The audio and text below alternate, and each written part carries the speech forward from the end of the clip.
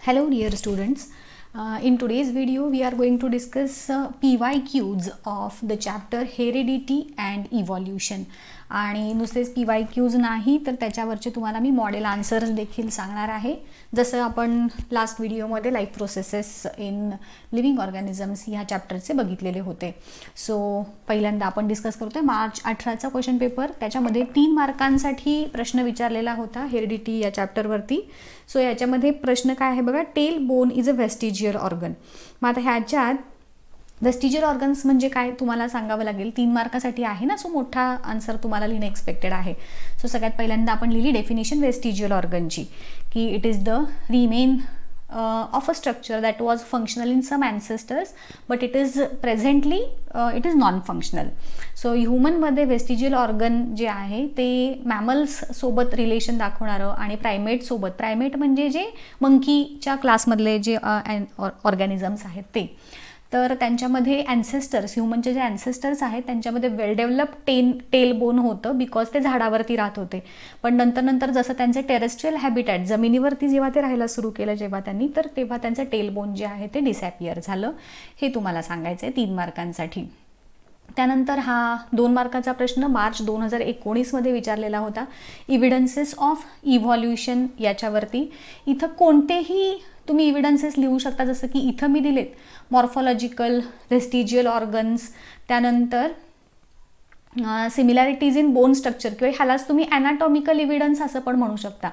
हे जे similarity in bone structure आहे ना, ह्यालाच आपण ॲनाटॉमिकल इव्हिडन्स असं पण म्हणू शकतो. त्यानंतर इथे एम्ब्रियोनिक डेव्हलपमेंट असं दिलं किंवा ह्याला नुसतंच एम्ब्रियोलॉजिकल असं देखील तुम्ही शॉर्टमध्ये सांगू शकता. Morphological, vestigial organs, anatomical evidences, embryological evidences, paleontological evidences. So ह्यापैकी कोणतेही तुम्ही 4 इथं लिहिणं एक्सपेक्टेड आहे. त्यानंतर 2019लाच 3 मार्कासाठी प्रश्न काय होता बघा, what do you mean by central dogma, what is transcription and what is mean bye triplet codon. 3 प्रश्न आहेत, म्हणजेच अर्थात ह्या प्रत्येक प्रश्नासाठी तुम्हाला 1-1 मार्क हा असणार आहे. सो इथे पहिला प्रश्न काय बघा, what is mean by central dogma. So it is the synthesis of proteins by DNA through RNA is called as central dogma. दुसरा आहे transcription. Transcription is the process of synthesis of mRNA from DNA. आणि triplet codon म्हणजे काय, तर when mRNA is release from DNA it comes in the cytoplasm with the coded message from the DNA. या मेसेजमध्ये codes for amino acids असतात की ज्याच्यामध्ये 3-3 न्यूक्लिओटाइड्स एकत्र असतात आणि म्हणून त्यालाच त्या मेसेजच्या कोडला ट्रिपलेट कोडॉन असं म्हटलंय. सो आता जुलै 2019चा पेपर आहे हा, रिपीटरवाल्यांचा ते बघितलेला होता तो. 2 मार्कासाठी डिफाईन वेस्टिजियल ऑर्गन आणि any 2 names of vestigial organs असं विचारलं. मी थोडंसं जास्तीचं दिलं इथं उत्तर, कारण तुम्हाला कधी कधी असा प्रश्न 3 मार्कांसाठी वगैरे पण विचारला जाऊ शकतो. सो मी इथं थोडं एक्स्ट्रा दिलं आहे. तुम्ही इथं लिहिताना फक्त 2 मार्कांसाठी जेवढं गरजेचं आहे तेवढंच लिहिणार. मग पहिल्यांदा तुम्ही डेफिनिशन लिहिणार वेस्टिजियल ऑर्गन्सची आणि राईट एनी 2 नेम्स, म्हणजे फक्त अपेंडिक्स आणि इयर मसल किंवा ह्यापैकी कोणतीही 2 नेम्स लिहायची आहेत, बाकी नाही लिहायचं इथं काहीच. इथं 2 मार्कासाठी फक्त जेव्हा प्रश्न असेल. 3 मार्काला मग इथं पुढं आहे त्या प्रश्नामध्ये विचारलेलं, तर तिथं तुम्हाला मग हे डिटेल लिहायचं आहे. सो प्रश्न पहिल्यांदा बघायचं, त्याचं वेटेज बघायचं आणि मग ठरवायचं की उत्तर किती मोठं किंवा लहान लिहायचं आहे. त्यानंतर पुन्हा 3 मार्कालाच प्रश्न आहे, importance of anatomical evidences in evolution. Anatomical evidence म्हणजे काय, तर similarity in the structures and anatomy between different organisms. मग ह्याच्यामध्ये human hand, 4 leg of ox, flipper of whale, 4 limb of bat हे मॉर्फॉलॉजिकली जे आहेत ते डिफरंट दिसतात, पण त्यांचे इंटरनल स्ट्रक्चर जे बोनी स्ट्रक्चर्स आहेत ते मात्र सिमिलर आहेत, which indicates that all these animals have evolved from a common ancestor. त्यानंतर मार्च 2020 मध्ये 1 मार्कासाठी transfer of information from molecule of DNA to mRNA, ह्याला आपण ट्रान्स्क्रिप्शन म्हणतो. ट्रान्सलेशन काय असतं, तर mRNAच्या सिक्वेन्सनुसार त्याला rRNA येऊन जे जोडले जातात त्याला आपण ट्रान्सलेशन म्हटलं. आणि ट्रान्सलोकेशन म्हणजे एक एक ट्रिपलेट कोडॉनच्या अंतराने तुमचा जो रायबोझोम आहे तो पुढे सरकतो, त्याला आपण ट्रान्सलोकेशन म्हणतो. सो हे 3 वेगवेगळ्या डेफिनेशन झाल्या. त्यानंतर 1 मार्कासाठीच दुसरा प्रश्न आहे, I am connecting link between reptilia and mammals, so what is my name. तो डकबिल्ड प्लॅटिपस जो आहे तो रेप्टाईल्स आणि मॅमल्स ह्यांच्यामधली कनेक्टिंग लिंक आहे. तसंच मग बाकीचे जे 2 आहेत कनेक्टिंग लिंक्स त्याची देखील तुम्ही मग इथे लक्षात ठेवायचं आहे. जसं की बॅलॅनोग्लॉसस तुमचा कॉर्डेट्स नॉन कॉर्डेट्समधला आहे. डकबिल प्लॅटिपस हा झाला. त्यानंतर पेरिपॅटस एक आहे, लंगफिश आहे. सो हे देखील कनेक्टिंग लिंक कोणत्या कोणत्या ॲनिमल्समधले आहेत किंवा कोणत्या ग्रुप्समधले आहेत ते ॲनिमल्स कनेक्टिंग लिंक, हे असं देखील तुम्हाला 1 मार्कासाठी विचारलं जाऊ शकतं. परत 3 मार्काला सेम प्रश्न रिपीट झाला ह्याच्या आधीच्या वर्षी जो होता, importance of anatomical evidences. So तो इथं दिलेलाच आहे, त्यामुळे मी पुन्हा इथं रिपीट केलेला नाही.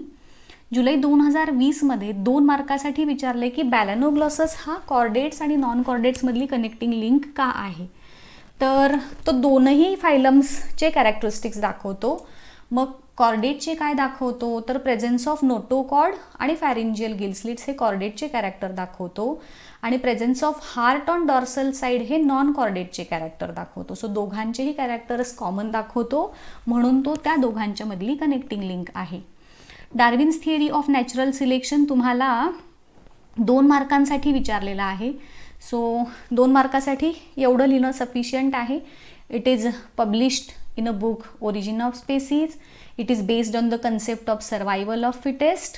हां, आता मग त्याच्यामध्ये काय होतं, प्रोलिफिकली रिप्रोड्यूस करतात, म्हणजे खूप जास्त अमाऊंटमध्ये रिप्रोड्यूस करतात आणि दे कम्पीट विथ ईच अदर आणि त्यानंतर त्यांच्यामध्ये मॉडिफिकेशन्स होतात आणि जे युजफुल मॉडिफिकेशन्स ज्यांच्यामध्ये आहेत ते सर्वाईव्ह होतात फक्त, आणि ज्यांच्यामध्ये युजफुल मॉडिफिकेशन ज्यांना करता येत नाहीत अकॉर्डिंग टू चेंजिंग कंडिशन्स ते ऑर्गॅनिझम्स पेरिश होतात. आणि जे युजफुल मॉडिफिकेशन्स असणारे लिव्हिंग ऑर्गॅनिझम्स आहेत ते give rise to new species. So एवढे वर्ड्स त्याच्यातले इम्पॉर्टंट आहेत. या वर्ड्सवरून तुम्हाला थिअरी लक्षात ठेवायची आहे. आणि मग त्याचे ऑब्जेक्शन्स 2 मार्काला नाही लिहिले तरीसुद्धा चालतील. 2 मार्कासाठी तुम्ही फक्त थिअरी लिहायची. But still to be on the safer side त्याचे 2-3च ऑब्जेक्शन्स आहेत की natural selection is not the only factor for evolution. Useful आणि युजलेस मॉडिफिकेशन कसे ट्रान्सफर होतात हे त्यानं सांगितलं नाही. आणि स्लो अँड ॲब्रप्ट चेंजेस तर ह्याच्याबद्दल त्यानं त्याच्या थिअरीमध्ये एक्सप्लेनेशन दिलेलं नाही. हे त्याचे ड्रॉबॅक्स आहेत. त्यानंतर पुन्हा आलंय बघा व्हेस्टिजियल ऑर्गन्सवरतीच प्रश्न. हां, आता इथं 3 मार्काला आहे आणि ह्याच्यामध्ये आणि त्या प्रश्नामध्ये काय फरक होता, तर डेफिनिशन विचारली होती, write names of any 2 vestigial, हे 2 सेम होते. हा प्रश्न वेगळा आहे की how 1 human vestigial organ is functional in other animal. आणि मग त्यामध्ये तुम्ही हे प्रॉपर लिहिणार की अपेंडिक्स ह्यापैकी कोणतंही एक लिहायचं आहे. कुठलंही एक लिहू शकता की अपेंडिक्स जर लिहिलं तर ग्रास इटरमध्ये फंक्शनल आहे for digestion of cellulose. Ear muscles हे मंकीज काऊज यांच्यामध्ये फंक्शनल आहे for movement of ears. Tail bone हे ज्यांच्यामध्ये टेल आहे त्या ॲनिमल्समध्ये फंक्शनल आहे. बॉडी हेअर हे सगळ्याच ॲनिमल्समध्ये इन्सुलेशनचं काम करतात, म्हणजे थंडीपासून बचाव करण्यासाठी. Wisdom teeth again for digestion of cellulose. Nictitating membrane ज्याला थर्ड आयलिड म्हणतो, तर हे ॲम्फिबियन रेप्टाईल बर्ड्स यांच्यामध्ये आहेत फॉर प्रोटेक्शन पर्पज. सो आता 3 मार्काला कसा प्रश्न आहे, कधी कधी काय विचारतात, कोणतेही 3 लिहा व्हेस्टिजियल ऑर्गन्स जे ह्युमनमध्ये फंक्शनल नाहीत पण अदर ह्याच्यामध्ये आहेत, असा पण प्रश्न 3 मार्काला विचारतात. जसा प्रश्न विचारलेला आहे त्या पद्धतीनं तुमचं उत्तर हे हवं इथे. सो आता इथं जसा प्रश्न होता त्या पद्धतीनं मी उत्तर सांगितलं. परत मार्च 2023मध्ये हा सेम प्रश्न विचारलेला आहे इव्हिडन्सेस ऑफ इव्हॉल्युशनवरती, जो आपण आत्ताच डिस्कस केला. डार्विन्स थिअरीचे ऑब्जेक्शन्स 3 मार्काला विचारलेले आहेत बघा. मग 3 मार्काला 3 ऑब्जेक्शन्स जे आत्ता आपण बघितले. मार्च 2023मध्ये 1 मार्कासाठी हा थोडा एक वेगळाच प्रश्न विचारलेला होता. त्यांच्या जो आन्सर की आहे त्याच्यामध्ये अपेंडिक्स आहे खरं तर, पण तुम्ही जर बघायला गेलात तर इयर मसल हे देखील प्रूफ ऑफ इव्हॉल्युशन आहे, टेलबोन हे देखील आहे, पण जी बोर्ड करून आन्सर की आलेले आहेत, अपेंडिक्स दिले. आणि खरं तर ह्याच्यातला जो प्रश्न आहे हा चुकीचाच आहे. ह्युमन हँड जो आहे तो ह्या सगळ्यांच्याहून वेगळा आहे, होय की नाही. पण तरीसुद्धा काहीतरी चुकीचं त्यांनी दिलेलं आहे आणि ते तसंच त्यांनी त्यात काही रेक्टिफिकेशन किंवा मार्क देणं वगैरे काहीच केलेलं नाही. सो त्यांनी जे दिलं ते सांगितलं, खरं तर हे चुकीचं आहे. त्यानंतर identify the name, write the name indicated part. तर ह्युमन जॉमधला हे काय आहेत, आपले विजडम टीथ दाखवलेले आहेत. त्यानंतर परत explain Darwin's theory of natural selection. तो मगाचाच प्रश्न रिपीट, म्हणजे एक गोष्ट लक्षात आली का तुम्हाला, बऱ्याच वर्षी डार्विन्स थिअरी रिपीट झालेली आहे.